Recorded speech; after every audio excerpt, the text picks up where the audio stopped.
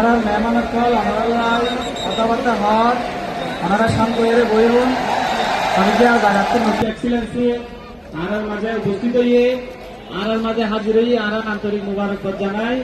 এবং শুকরিয়া আদায় করি।